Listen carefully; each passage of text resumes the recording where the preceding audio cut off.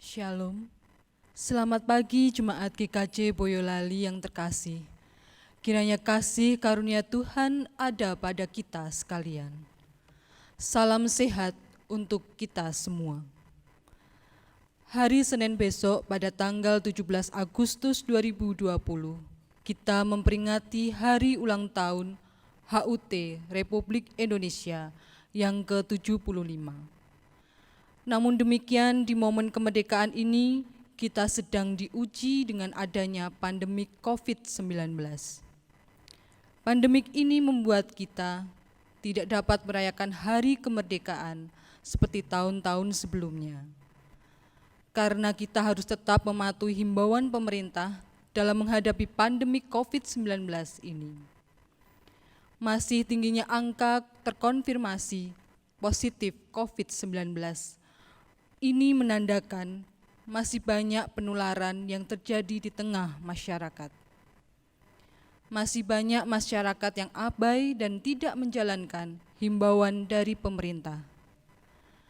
Dengan tema Indonesia Maju sebagai tema hari ulang tahun HUT Republik Indonesia yang ke-75 ini, kita sebagai bagian dari masyarakat Indonesia, kita diajak untuk terus maju dalam memperkokoh persatuan dan kesatuan Indonesia.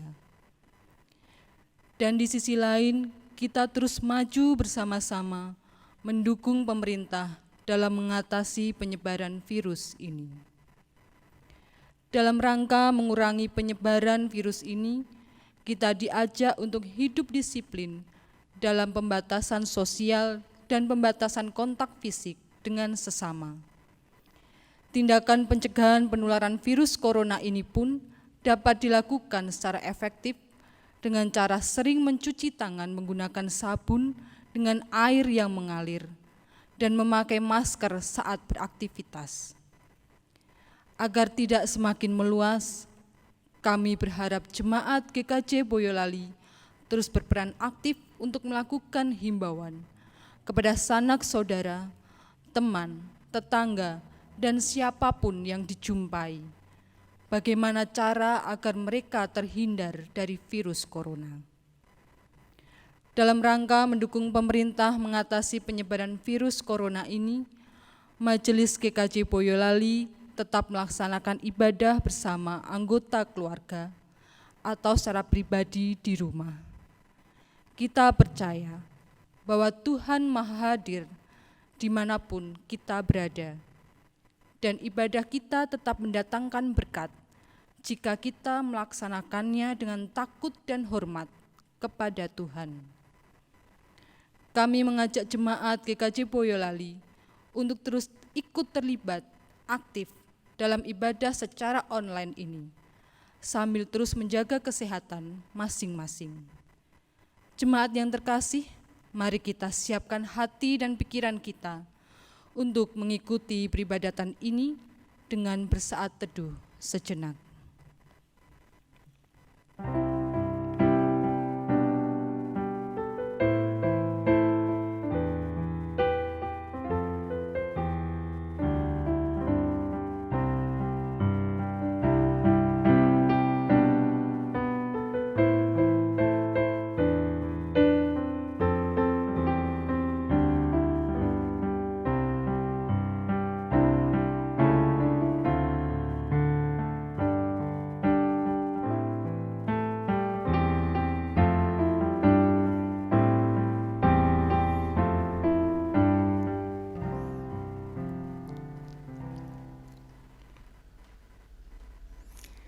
Jemaat kami undang untuk bangkit berdiri.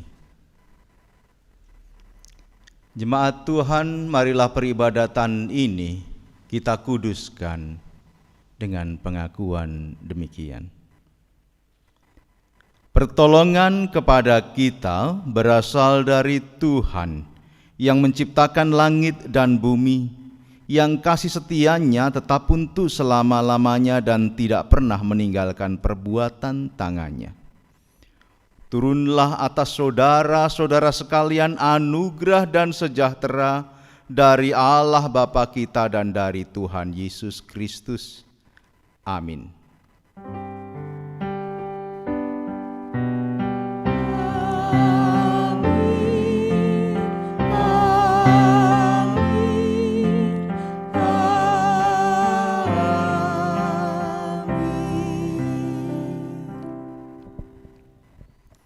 Jemaat dipersilahkan duduk kembali. Dan di minggu yang penuh dengan berkat ini kita akan memuji Tuhan.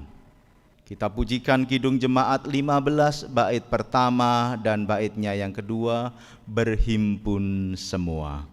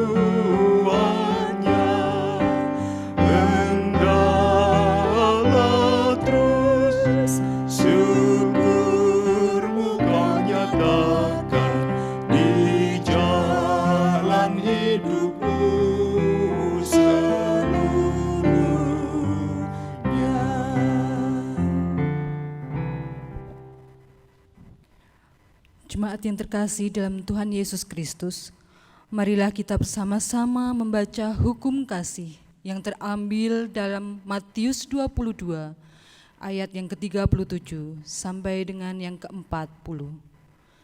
Jawab Yesus kepadanya, "Kasihilah Tuhan Allahmu dengan segenap hatimu, dan dengan segenap jiwamu, dan dengan segenap akal budimu. Itulah hukum yang terutama dan yang pertama. Dan hukum yang kedua yang sama dengan itu ialah, kasihilah sesamamu manusia seperti dirimu sendiri. Pada kedua hukum inilah tergantung seluruh hukum Taurat dan kitab para nabi." Dengan mengaca pada hukum kasih ini, nyata sekali dosa-dosa kita, yaitu kita tidak dapat melaksanakan hukum kasih ini dengan selengkapnya dan seutuhnya. Oleh sebab itu, marilah kita menyesali dosa kita seraya memohon pertolongan Tuhan. Di hadapan Allah dan di depan sesama, aku mengakui dosa-dosaku, sebab aku kurang mencintai Allah dengan segenap hati, dan dengan segenap jiwa, dan dengan segenap akal budi, dan kurang mencintai sesama seperti diri sendiri. Itulah dosaku, dosaku sendiri. Tuhan kiranya mengampuni dosaku dan mengaruniakan kuasa Roh Kudus kepadaku, supaya aku dapat melakukan kehendak Tuhan. Marilah kita menyanyikan nyanyian penyesalan yang terambil dari Kidung Jemaat 33, bait yang pertama dan yang keenam, Suaramu Kudengar.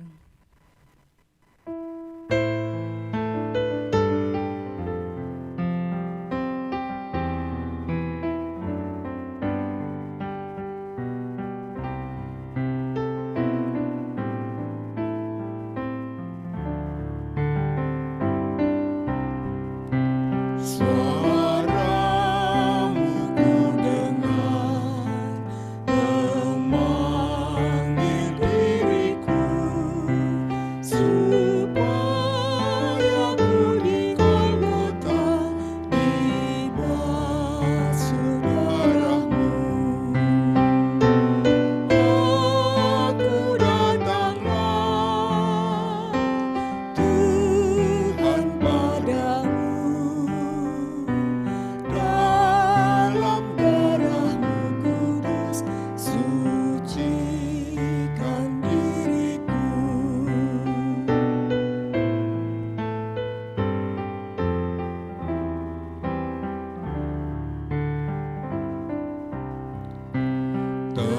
Terpuji penebus, terpuji darahnya, terpuji Kristus Tuhanku, dalamnya ku benar.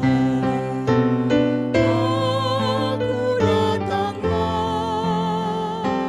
Tuhan padamu, dalam darah-Mu kudus, sucikan diriku.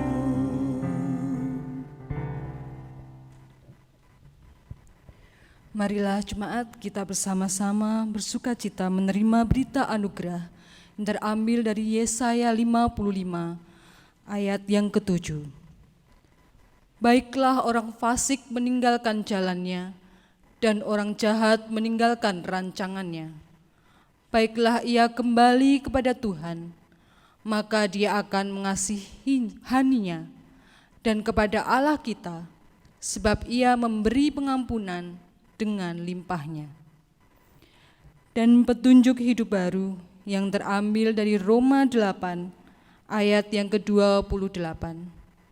Kita tahu sekarang bahwa Allah turut bekerja dalam segala sesuatu untuk mendatangkan kebaikan bagi mereka yang mengasihi Dia, yaitu bagi mereka yang terpanggil sesuai dengan rencana Allah.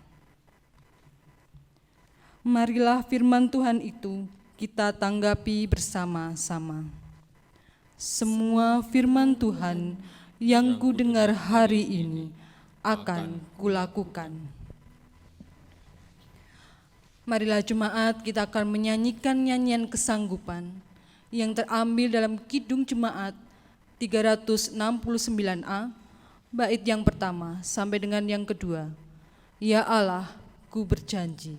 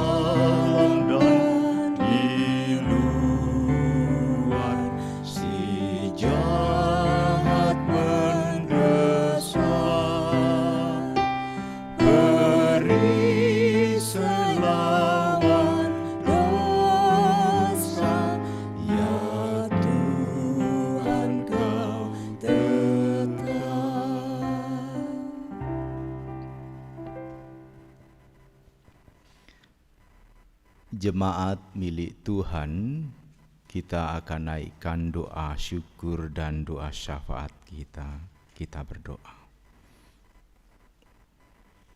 Di hari Minggu yang indah penuh berkat ini Tuhan, jemaat-Mu berkumpul di kediamannya masing-masing, bersama-sama saling menyatukan hati, iman, dan terarah kepada berkat-Mu, berkat pemeliharaan, berkat kecukupan, berkat kesehatan, berkat perawatan-perawatan yang luar biasa Engkau berikan. Lestarikan apa yang saat ini Engkau berikan itu Tuhan, khususnya kepada jemaat-jemaat-Mu, pun juga masyarakat umum. Gereja-Mu di sini, Gereja Kristen Jawa Boyolali, bersyukur untuk berbagai macam hal yang boleh terjadi. Kehidupan komunikasi yang terjalin, kepemimpinan majelis yang baik, pendeta, penatua, diaken yang bersinergi sehingga terjadi kepemimpinan yang kolektif, kolegial, membawa jemaat kepada kehidupan yang semakin terarah, tertuju kepada Tuhan. Kehidupan kami masing-masing sebagai jemaat Tuhan, dalam pekerjaan-pekerjaan kami, Tuhan berkati. Dalam kehidupan kami untuk mencukupi kebutuhan keluarga, mendampingi anak, ketika mereka larut di dalam berbagai macam aktivitas kesehariannya, sungguh pun mereka sekarang ini kegiatan bersekolahnya harus dari rumah, kegiatan perkuliahannya harus dari rumah, dan sebagian di antara kami pun juga harus bekerja dari rumah kami masing-masing, tetapi semuanya itu tetap Tuhan berikan kebahagiaan dan kepatuhan kami. Kami berdoa dalam ucapan syukur ini untuk berbagai macam kesehatan yang boleh kami rasakan. Jikalau kami sakit, ternyata Tuhan terus melindungi kami, mengirim dokter, perawat dan obat yang boleh terjadi, dan itu menjadi sumber kekuatan kami. Roh penghibur, roh kesehatan yang adalah sumber dari segala dokter itu ada di dalam kami. Kami berdoa untuk berbagai macam kesusahan yang boleh terjadi dan Tuhan izinkan pada setiap keluarga, dalam setiap masing-masing kami. Tuhan berkatilah kami untuk terus bertekun di dalam Engkau dan tidak cepat putus asa. Kami berdoa untuk mereka yang membutuhkan pekerjaan. Kami berdoa untuk anak-anak kami yang menyelesaikan kuliahnya dan mencari pekerjaan. Kami berdoa untuk mereka-mereka yang sekarang ini menantikan putra dan putrinya. Kami berdoa yang membawa anak-anaknya di dalam berkat dan nikah di gereja. Tuhan berkatilah. Tuhan berkatilah semua iman yang boleh terjadi di dalam gedung gereja kami, di dalam gedung yang tidak dibatasi oleh dinding ini, tetapi dinding hati kami semua, dinding iman kami. Tuhan, rawatlah para orang tua kami, rawatlah mereka yang sedang sakit, rawatlah mereka, saudara-saudara kami yang sekarang ini terdampak COVID-19 Corona. Jangan jauhkan berkat-Mu dari mereka, dan beri mereka kekuatan untuk terus berharap kepada Tuhan dan berjuang, sehingga segala proses kesehatan itu menjadi semakin baik. Secara khusus kami berdoa untuk dokter, perawat, tenaga medis negara ini yang terus berupaya bersama-sama dengan belahan dunia yang lain, sehingga pandemi COVID-19 ini bisa segera teratasi. Di masa normal yang baru ini, kami terus berdoa untuk menyesuaikan diri pada tatanan yang baru pula. Oleh karena itu kami serahkan gereja kami ini, komisi-komisi yang ada, pengurus kelompok pepantan, serta semua sivitas yang boleh ada di dalam gereja ini. Semua Tuhan cukupkan. Kami berdoa untuk tim multimedia. Kami berdoa untuk para petugas-petugas yang tidak pernah lelah untuk melayani jemaat. Tuhan berkatilah mereka dan beri mereka kesehatan pula. Kami berdoa untuk bangsa dan negara ini. Kami berdoa untuk hari ulang tahun Republik Indonesia yang ke-75. Terpujilah Engkau ya Kristus yang memberkati kami usia yang tidak muda lagi. Berikan kami semua kekuatan untuk bersinergi masing-masing komponen bangsa ini untuk tetap berjuang meskipun di situasi yang tidak nyaman ini. Perbaharulah kehidupan bangsa dan negara ini, berkati pemimpin-pemimpin kami, berkatilah dunia. Tuhan, kami serahkan kehidupan ini seutuhnya hanya ke dalam nama-Mu, Kristus Yesus, Tuhan dan Juru Selamat, dan di dalam nama itu doa kami panjatkan. Amin. Jemaat yang dikasihi oleh Tuhan Yesus, marilah kita bersama-sama menyatakan ucapan syukur kita dengan kita bersama-sama mengumpulkan persembahan. Sebagai dasar dalam kita mengumpulkan persembahan terambil dari Roma 12 ayat 1. Karena itu, saudara-saudara, demi kemurahan Allah, aku menasihatkan kamu, supaya kamu mempersembahkan tubuhmu sebagai persembahan yang hidup, yang kudus, dan yang berkenan kepada Allah. Itu adalah ibadahmu yang sejati. Pengumpulan persembahan diiringi dengan nyanyian Kidung Jemaat 291 bait yang pertama dan yang keempat. Mari bersyukur semua.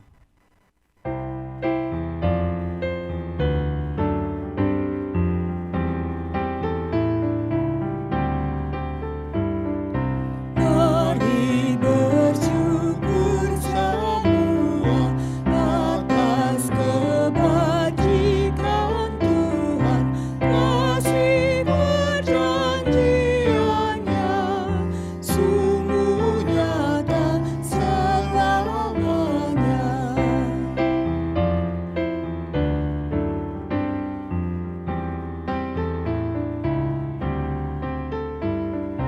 Dia yang mengingat kita dalam susah dan derita, kasih perjanjiannya sungguh nyata selamanya.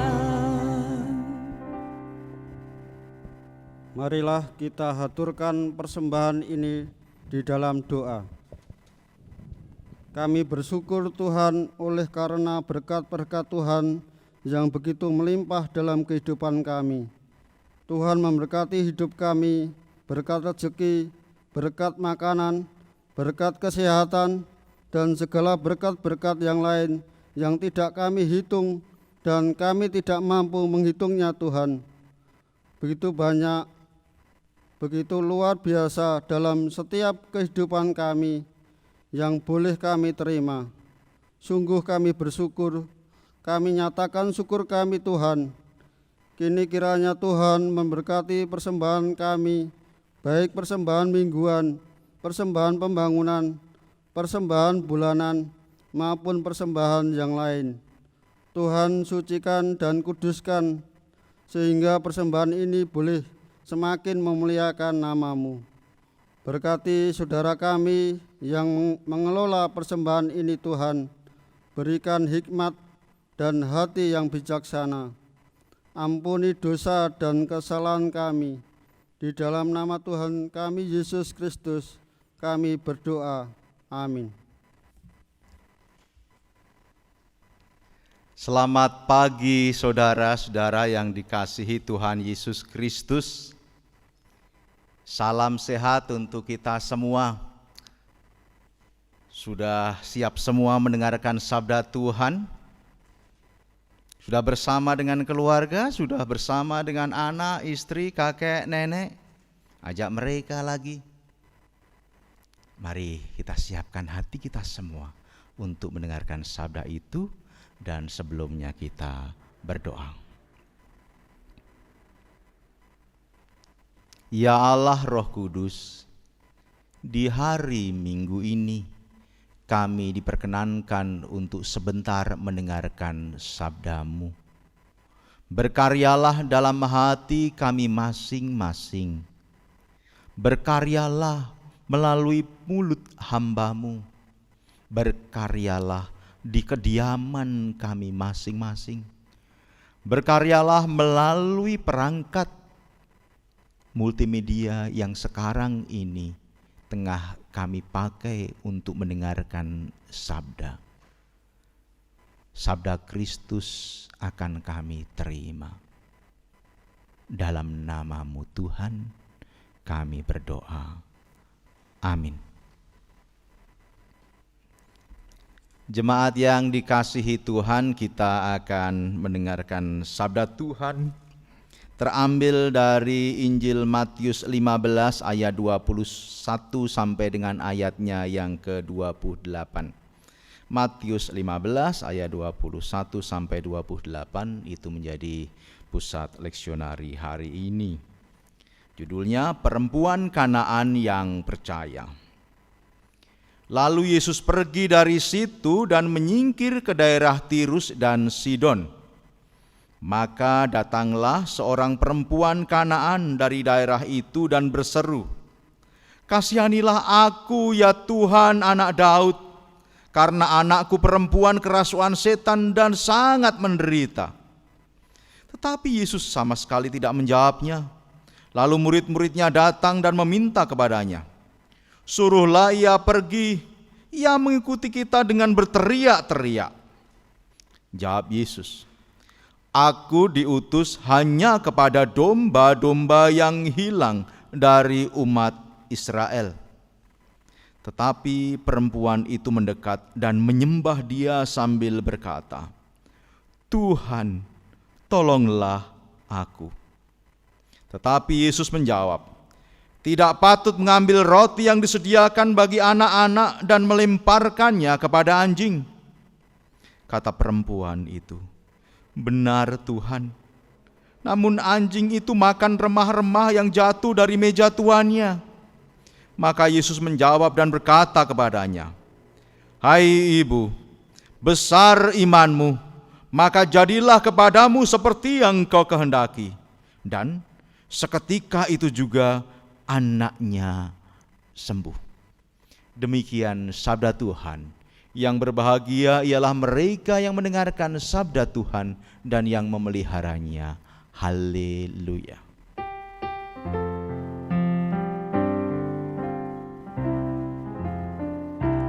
Haleluya, haleluya, haleluya.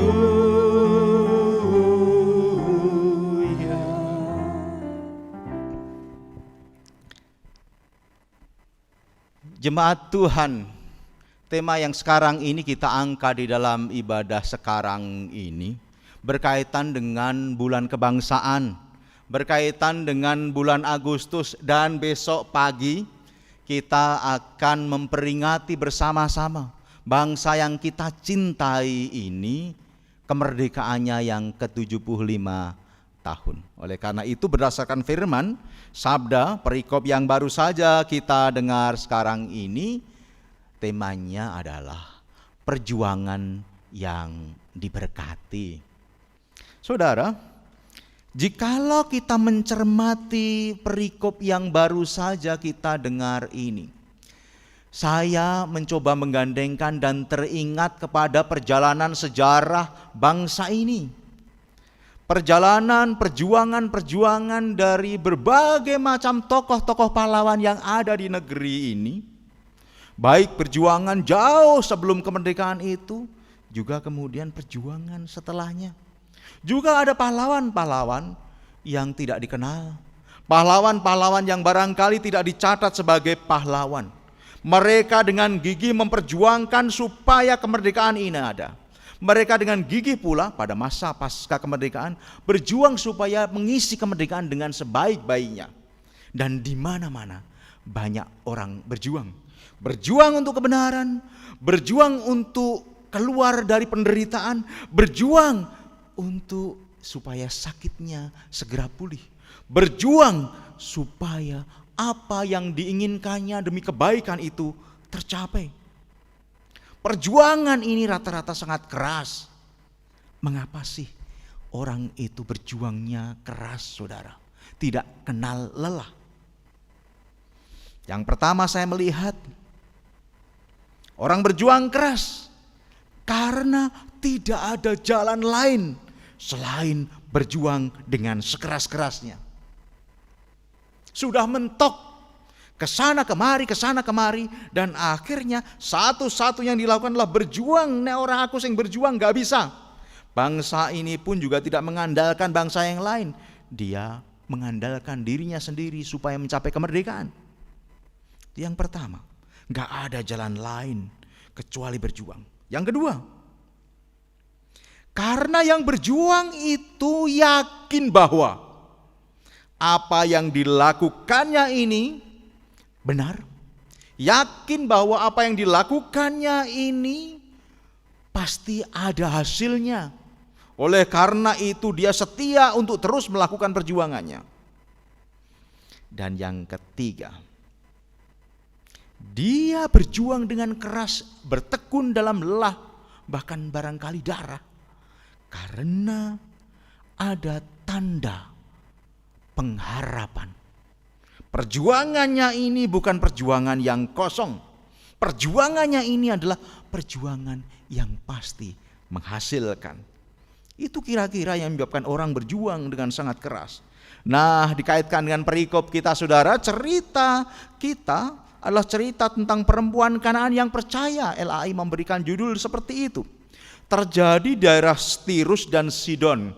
Jadi ketika itu Tuhan Yesus sedang menyingkir dari daerah Genesaret. Dan karena apa dia menyingkir? Diganggu. Banyak orang yang tidak suka, banyak orang yang menuduh, banyak orang yang menjebak, banyak orang yang tidak suka, dan kemudian kesana kemari menghasut orang-orang banyak supaya tidak suka. Bahkan pemerintah tidak suka kepada Tuhan Yesus. Akhirnya untuk supaya situasi menjadi kondusif, Tuhan Yesus selalu menyingkir, dan suatu saat di daerah Tirus dan Sidon. Di situ pun banyak orang yang mengikut pula. Di situ pun banyak orang yang terus menerus menjadi pengikutnya. Nah, di daerah Tirus dan Sidon ada seorang perempuan Kanaan, bukan orang Yahudi. Orang Kanaan itu adalah orang asli penduduk daerah situ, yang dulu ditaklukkan Israel, yang dulu itu dianggap sampai dengan ketika peristiwa ini terjadi, orang Kanaan masih ditempatkan kelas 2 bahkan kelas 3 bagi orang-orang Yahudi. Karena dianggap kafir, dianggap orang yang tidak percaya Tuhan, orang yang memang tidak diselamatkan. Nah, ceritanya anak perempuan dari wanita ini, perempuan Kanaan ini sedang kerasukan setan dan menderita. Dan dia datang kepada Tuhan. Perempuan tersebut pernah mendengar cerita-cerita tentang bahwa Tuhan Yesus ini adalah nabi, guru, dan Tuhan yang begitu berkuasa dan begitu banyak mukjizat. Banyak orang disembuhkan. Bahkan terakhir dia mendengar, dia baru saja membuat mukjizat. 4.000 orang, 5.000 orang diberi makanan. Itu adalah 4.000 orang dan 5.000 orang yang notabene adalah pria. Yang lain lebih banyak lagi. Diberi makan dengan mukjizatnya, 5 roti dan 2 ikan itu. Oleh karena itu dia percaya bahwa Yesus inilah yang bisa menolong. Jadi pasti si ibu ini sudah kesana kemari. Mereka sangat dekat dengan praktek-praktek perdukunan, praktek-praktek orang yang dituakan di sana dengan cara-cara suku Kanaan mencoba menyembuhkan, tapi tidak ada yang berhasil kayaknya. Dan oleh karena itu ketika melihat ada orang yang maha sakti, Yesus Kristus ini, dia datang dengan cara dan budaya yang dipakainya, karena dia bingung bagaimana cara mendekati tokoh Yahudi itu. Yang dilakukan adalah berteriak-teriak untuk mencari perhatian. Saya ingat dulu itu banyak orang, dan sekarang ini ketika orang pingin memaksakan sesuatu, kadang-kadang berteriak-teriak. Kayak anak kecil itu kan ketika tidak tahu bagaimana cara untuk mengungkapkan, dia teriak-teriak saja, nangis dan sebagainya. Orang yang demo itu kan suka berteriak-teriak juga, supaya menarik perhatian. Nah, dia berteriak-teriak dengan keras, "Kasihanilah aku Tuhan, anak Daud." Dia berteriak dan cenderung mengganggu banyak orang, cenderung mengganggu Kristus, cenderung mengganggu para pengikut-pengikut Kristus. Dia tidak dihiraukan oleh Tuhan Yesus dan murid-muridnya, disangka pengganggu. Bahkan karena gaduh maka murid-murid Yesus itu kemudian diusir saja orang ini. Diusir sah kok. Wong dia itu adalah orang Kanaan, bukan orang Yahudi. Diusir sah, tidak ditolong sah. Tidak apa-apa, tidak salah. Karena yang patut ditolong adalah orang Yahudi, kira-kira begitu. Jadi posisi perempuan tersebut memang tidak menguntungkan. Dia adalah orang Kanaan, orang yang dianggap tidak percaya Tuhan, kok ya datang kepada Tuhan. Orang yang dianggap kelas 2, dan pada saat yang sama dia sangat butuh sekali, tidak ada pertolongan yang lain kecuali diharapkan adalah Kristus itu, Yesus itu, anaknya kerasukan dan tidak ada yang bisa menolong. Nah, oleh karena itu, itulah yang mendorong dia untuk berjuang dengan keras meskipun barangkali caranya tidak terlalu benar, berteriak-teriak dan mengganggu itu. Nah, dalam percakapan-percakapan berikutnya kita bisa melihat bagaimana dinamika percakapan dari Tuhan Yesus yang mengarahkan dia untuk jangan minta tolong aku karena aku diutus kepada orang-orang Yahudi saja, anak domba itu Yahudi saja. Tapi kemudian dia mendekatkan, dia terus berjuang mendekat, Tuhan tolonglah aku. Kemudian Tuhan Yesus mengatakan lagi, tidak baik apabila roti diambilkan dari anak dan diserahkan pada anjing. Dan dia kemudian berdiplomasi lagi, bukankah anjing itu juga makan remah-remah yang jatuh dari si anak itu Tuhan. Dari sini kemudian Tuhan Yesus mengapresiasi atas perjuangan iman perempuan ini, ibu ini, pejuang yang sangat tangguh untuk memperjuangkan apa yang sedang diharapkannya. Akhirnya dia ditolong, seketika juga anaknya sembuh. Nah, saudara-saudara, belajar tentang kasih Kristus dan belajar tentang perjuangan ibu ini, ada beberapa hal yang saya tekankan. Yang pertama, perempuan ini sudah tidak tahu jalan yang lain. Jalannya buntu, maka dia nekat. Bukan dengan cara yang lazim, tapi dengan cara yang biasa dia lakukan. Percakapan, jadi dulu konon katanya orang-orang Kanaan itu kan orang-orang yang kasar, keras begitu adatnya. Maka kadang-kadang orang Yahudi pada waktu itu takut ketika masuk, orangnya besar-besar, keras, kasar begitu. Itu cara yang mereka lakukan dengan teriak-teriak. Tapi pertanyaannya, mengapa dia lakukan kenekatan itu? Tahu bahwa dia nanti akan diusir barangkali, tahu bahwa dia bukan golongan dari para murid-murid Kristus itu. Kenapa? Didorong oleh kasihnya kepada anak itu. Didorong oleh rasa kasih seorang ibu kepada anaknya.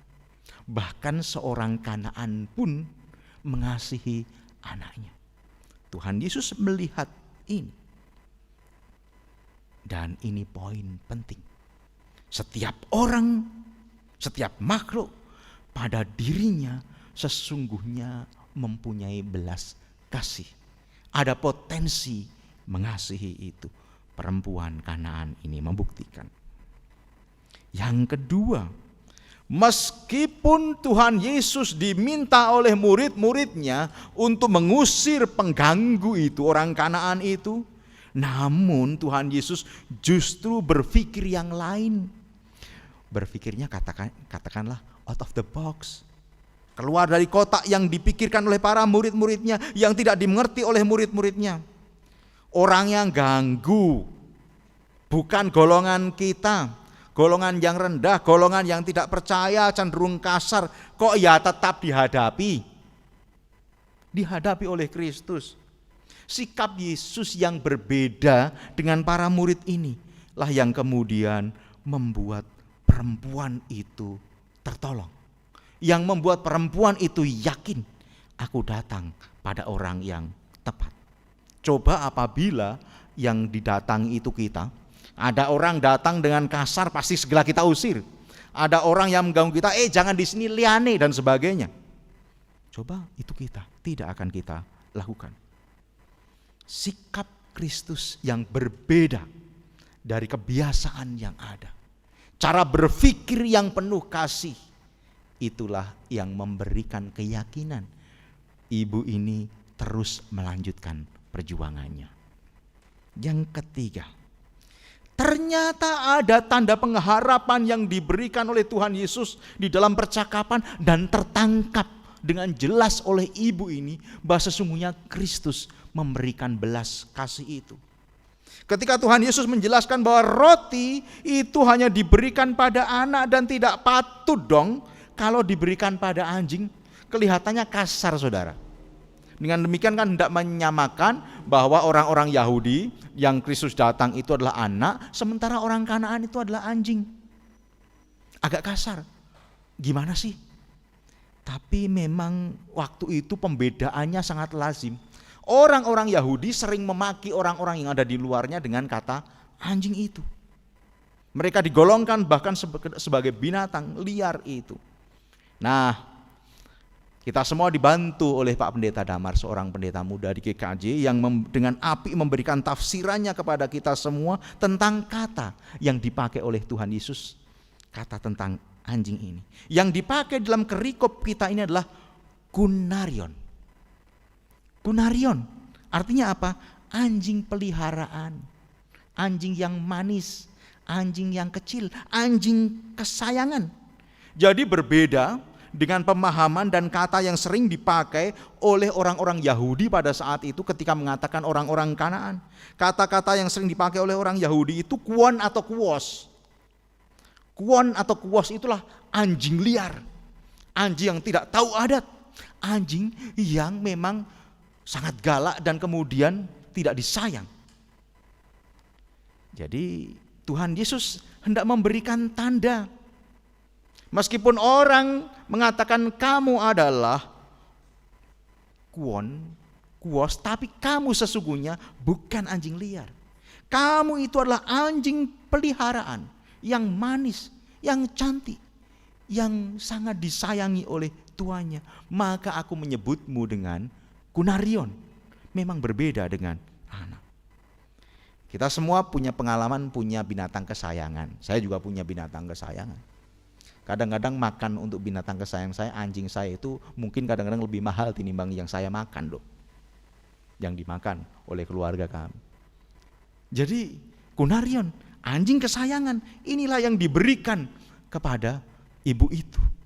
Dan ini adalah tanda pengharapan yang ditangkap oleh perempuan itu untuk melanjutkan perjuangannya, perjuangan yang sudah benar.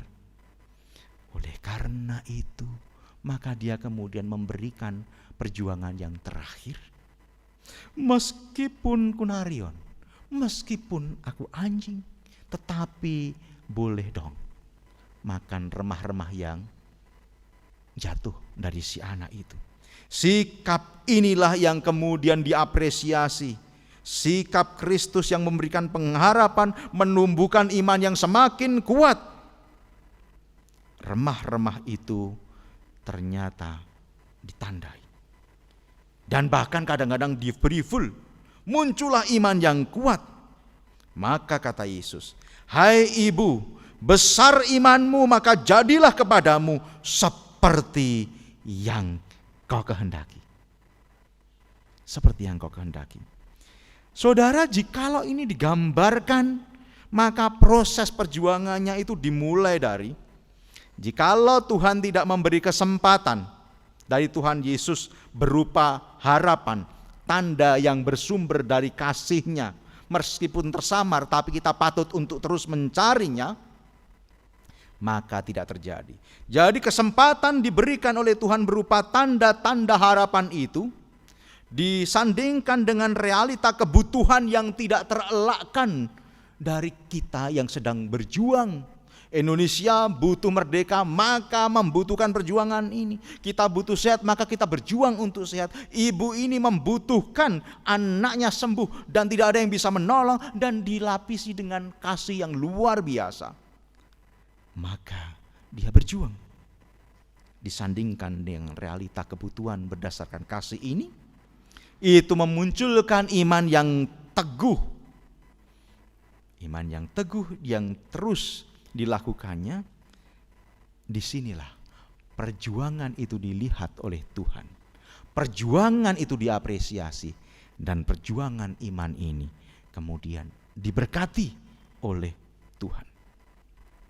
Saudaraku, besok pagi kita memperingati 75 tahun Indonesia. Bangsa yang kita cintai, bangsa yang penuh dengan liku-liku dinamika perjuangan ini. Sejak 350 tahun lamanya sebelum merdeka, kita dijajah. Banyak sekali berguguran pahlawan-pahlawan di negeri ini. Patut kita semua mengimani apa yang terjadi. Apa yang sedang terjadi dalam proses perjuangan kemerdekaan Indonesia itu. Kita semua tahu dong, sebagai bangsa, bagian dari bangsa dan warga negara yang baik ini, dalam pembukaan undang-undang kita, Undang-Undang Dasar 45, terdapat statement atas berkat rahmat Tuhan yang Maha Kuasa dan didorongkan oleh keinginan yang luhur, dan selanjutnya maka menyatakan dengan ini kemerdekaannya. Ini sebuah statement proses. Ada kesempatan yang diberikan oleh Tuhan, dan ada perjuangan yang sungguh, karena memang keinginannya luhur bangsa ini untuk merdeka. Dan perjuangan yang seperti itu penuh dengan liku-liku pengorbanan diberkati oleh Tuhan. 75 tahun lamanya kita merdeka. 75 tahun lamanya kita berjuang untuk terus merdeka. Jikalau kita terus pada jalannya, maka perjuangan untuk mempertahankan agar merdeka ini benar-benar merdeka pasti diberkati pula.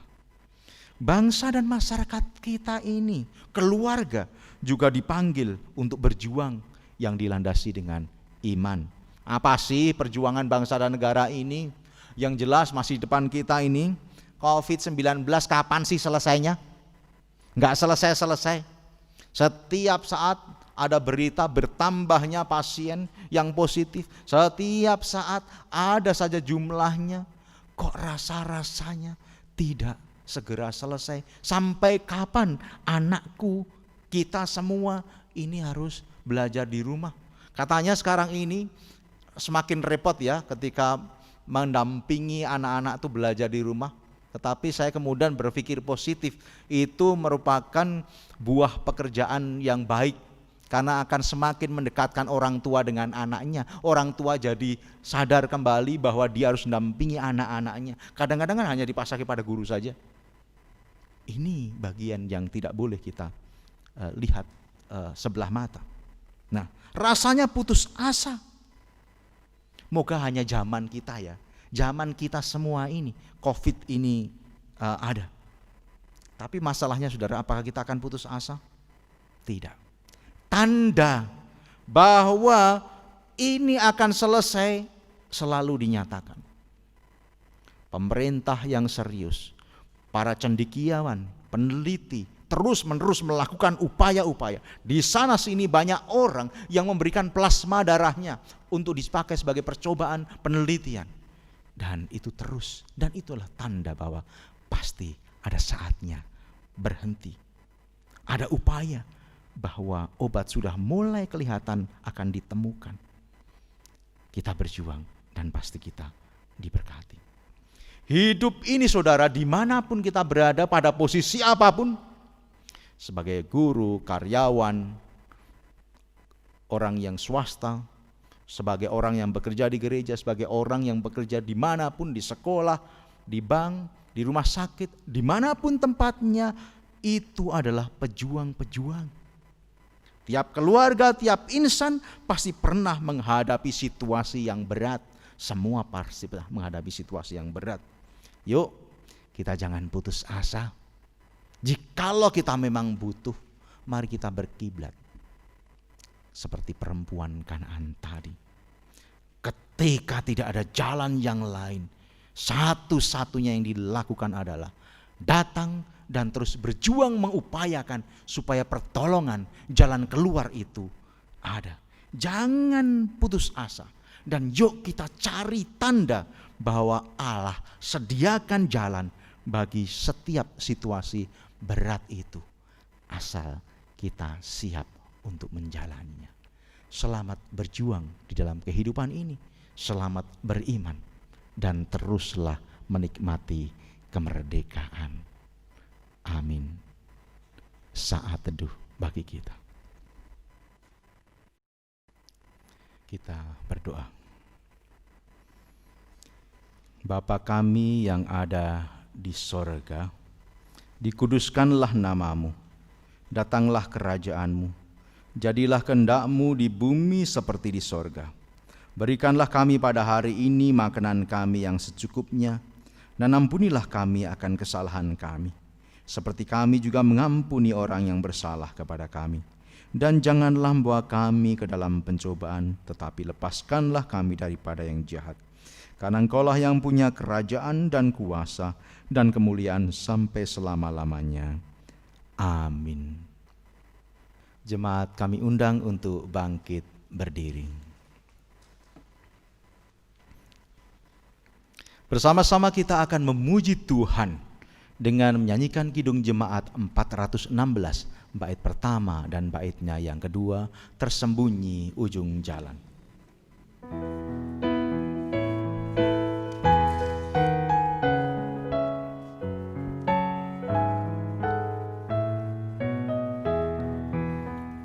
Tersembunyi ujung jalan, hampir atau masih jauh, ku dibimbing tangan Tuhan ke negeri yang tak ku tahu. Bapa ajar aku ikut, apa juga maksudmu, tak bersangsi atau takut, beriman tetap teguh.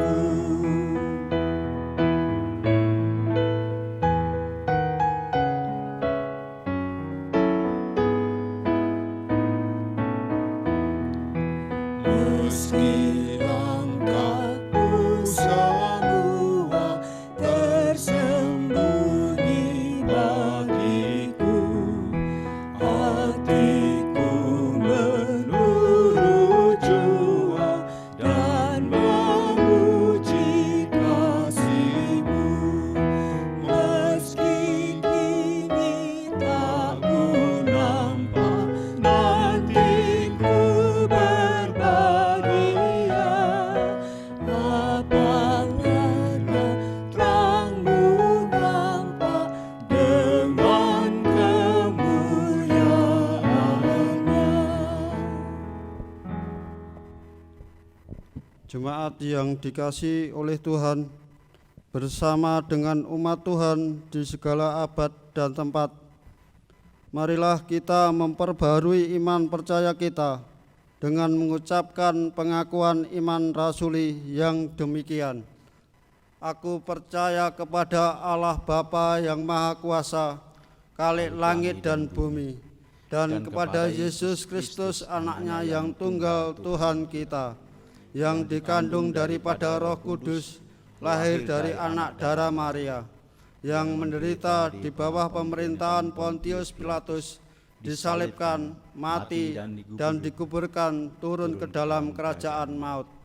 Pada hari yang ketiga, bangkit pula dari antara orang mati, naik ke surga, duduk di sebelah kanan Allah Bapa yang Maha Kuasa, dan akan datang dari sana untuk menghakimi orang yang hidup dan yang mati. Aku percaya kepada Roh Kudus, gereja yang kudus dan am, persekutuan orang kudus, pengampunan dosa, kebangkitan daging, dan hidup yang kekal. Amin.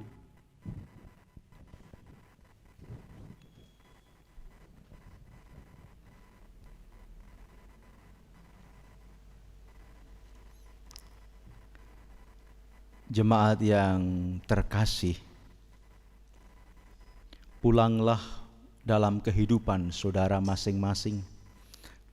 Kembali diutus sebagai utusan Tuhan dimanapun saudara berada.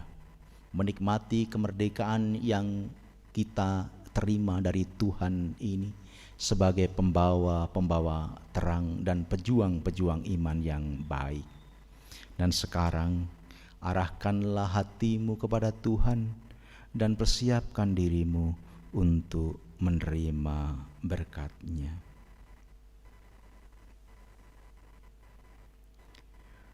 Tuhan memberkati engkau dan melindungi engkau. Tuhan menyinari engkau dengan wajah-Nya dan memberi engkau kasih karunia. Tuhan menghadapkan wajah-Nya kepadamu dan memberi engkau damai sejahtera. Di dalam persekutuan Allah Bapa, Putra, dan Roh Kudus. Amin.